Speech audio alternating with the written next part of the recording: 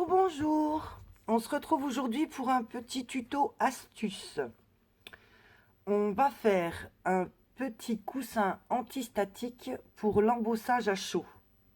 Alors, pour celles qui ne connaissent pas, voilà. Ce qu'on va faire, ça va ressembler à ça. Alors, c'est tout simple à faire, hein, ça va être rapide. À savoir que donc, ça se vend. À quel prix, je sais pas. Franchement, je pense moins d'une dizaine d'euros, mais bon, vous connaissez très bien hein, comment on fonctionne. Pourquoi pas le faire soi-même au lieu de l'acheter? Alors, c'est pas moi qui l'ai inventé. Hein, le tuto, je l'ai déjà vu sur plusieurs chaînes. Genre Cœur de Beurre qui en a fait un. Tout en colle aussi. Et bon, bah, sûrement d'autres. Hein, excusez-moi si je les ai pas tous visionnés. Mais voilà, il y en a plusieurs qui l'ont fait. Alors, l'ustensile qu'il va nous falloir, c'est une machine à coudre. Si vous n'avez pas de machine à coudre, à savoir qu'on va pouvoir le faire quand même et qu'on va utiliser du fil et une aiguille ou alors du coton avec une aiguille. Bon, en l'occurrence, j'ai une machine à coudre. Il va nous falloir du talc ou de la maïzena. Au choix, à savoir quand même que le talc, ça sent bon. Avec la maïzena, c'est work. Donc pour faire ça, il vous faudra de la feutrine. On va encore une fois, celle-là vient de chez Action. J'ai pas fouillé, j'ai pas retrouvé, mais une fois j'avais acheté chez Action, c'était des plus petits carrés, hein, la moitié de ça, et c'était à motif. Donc en l'occurrence, celui-là, je l'avais fait avec de la feutrine à motif. Donc, un petit carré de feutrine. Il va nous falloir un vieux collant ou des mi-bas, hein, mais donc du nylon. Et un petit élastique. Ici, enfin élastique ruban, mais qui n'est pas obligatoire. Mais bon, c'est plus facile à attraper. Alors, on va commencer par couper un morceau de feutrine de 20 cm sur 15. On va venir coudre de chaque côté de ce rectangle et on va le retourner.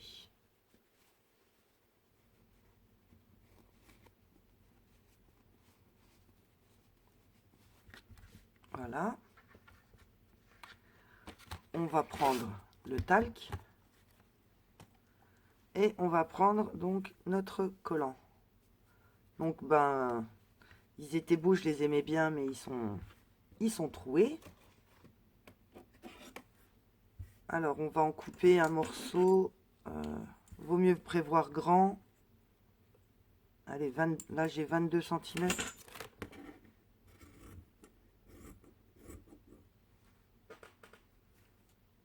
Voilà. Et on va venir maintenant tout simplement mettre du talc donc dans notre chaussette.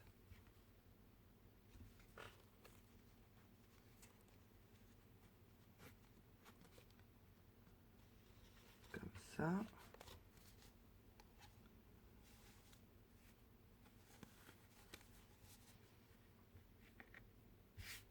Alors, pour pas en mettre partout, on va directement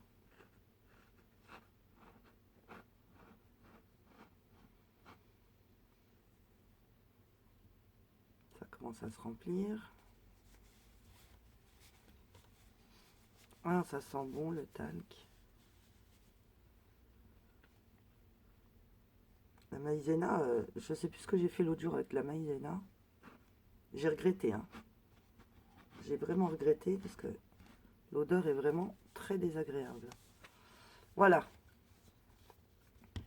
Oups, j'en ai un petit peu partout. Donc, j'ai rempli, voyez, la valeur de la paume de ma main.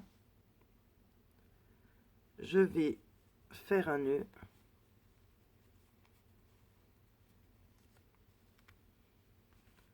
Alors, on serre un maximum hein, le nœud, que que ça prenne le moins de place possible. Hop, on vient répartir au mieux le talc et on va venir refaire encore un tour.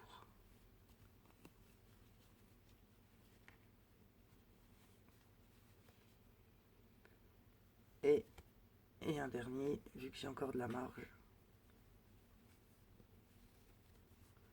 Alors, le but étant que le talc doit, voilà, il doit s'échapper de mon petit coussin. Mais il ne doit pas s'échapper trop vite non plus, sinon, au bout de... Enfin, j'exagère, hein, mais au bout de 20 utilisations, vous aurez plus de talc dedans. Donc, on remet le petit coussin dans sa housse. On répartit.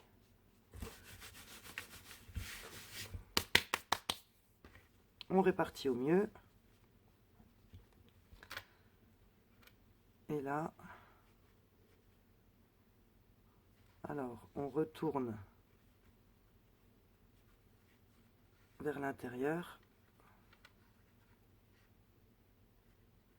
Comme ça. Et comme ça. Alors si on le fait à la façon des vraies couturières, on va venir prendre nos aiguilles, nos épingles, pardon.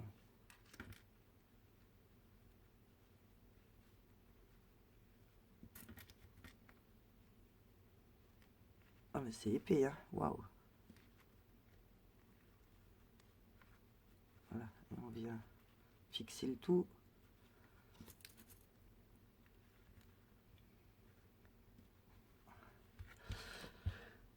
Et on va mettre un petit ruban. Allez, on prend le rose clair.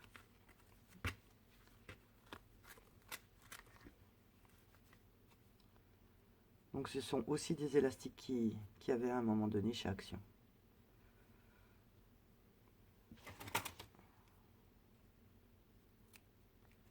Voilà. Et notre petit élastique, on va venir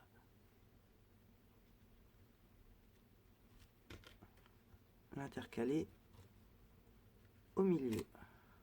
Alors, au milieu dans le sens là, et au milieu des deux faces de notre petite housse. Voilà, comme ça.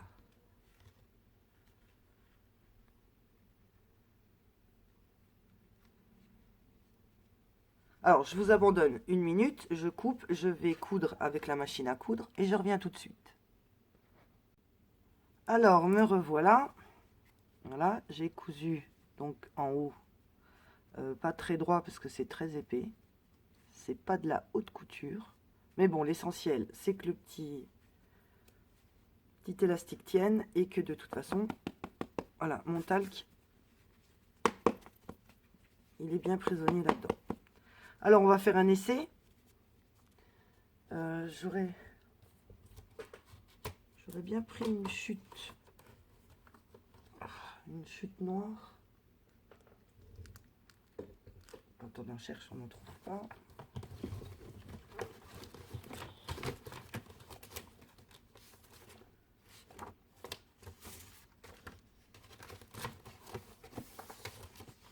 Voilà.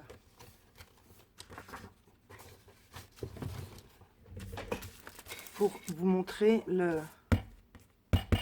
Voilà. Comme on démarre, c'est la première utilisation. Voilà. Est-ce que vous vous rendez bien compte qu'on a bien déposé une pellicule de talc, hein? Regardez le noir ici et le noir là. On voit bien qu'il y a donc eu du talc.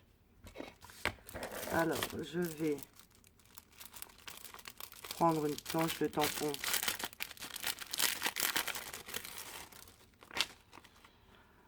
Avec des petits lapins, des petits hérissons, c'est Pâques, donc on va être de saison. Allez, la petite pyramide de poussins. Mon bloc acrylique. Donc, pour embosser à chaud, il faut de la Versamark, enfin Vetermark, et j'en ai une autre marque aussi. Enfin, il faut une encre spéciale, transparente et collante.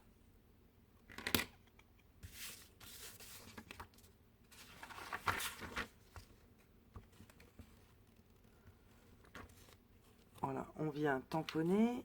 Après, on vient déposer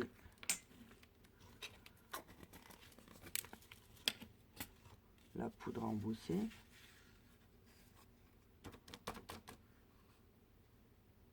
Il y en a bien partout. Alors, pour les débutantes, hein, on fait toujours l'embossage sur une feuille de dactylo, hein, une feuille, peu importe, qu'on aura plié en deux. Comme ça, tout le surplus de poudre, on va pouvoir le récupérer. On ferme notre encre pour pas qu'elle sèche ou qu'on y mette des dépôts dessus. Et pour tout embossage à chaud, il nous faut bien entendu un pistolet à air chaud, un heat gun. Alors, on va d'abord chauffer à vide. Bon, je vais d'abord vous expliquer. On va d'abord chauffer quelques secondes à vide. Et après, on va venir chauffer la poudre.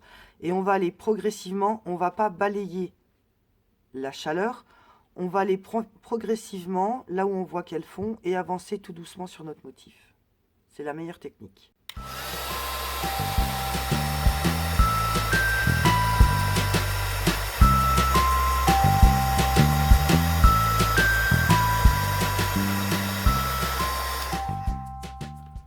Donc, voilà. Voilà ma pyramide de petits poussins. Donc voilà, c'était l'astuce pour les petits coussins de talc antistatiques, donc dont on se sert pour l'embossage à chaud. J'espère que cette vidéo vous a plu, qu'elle vous rendra service et que vous allez la reproduire. Je vous fais plein de bisous et je vous dis à très très vite. Ciao ciao.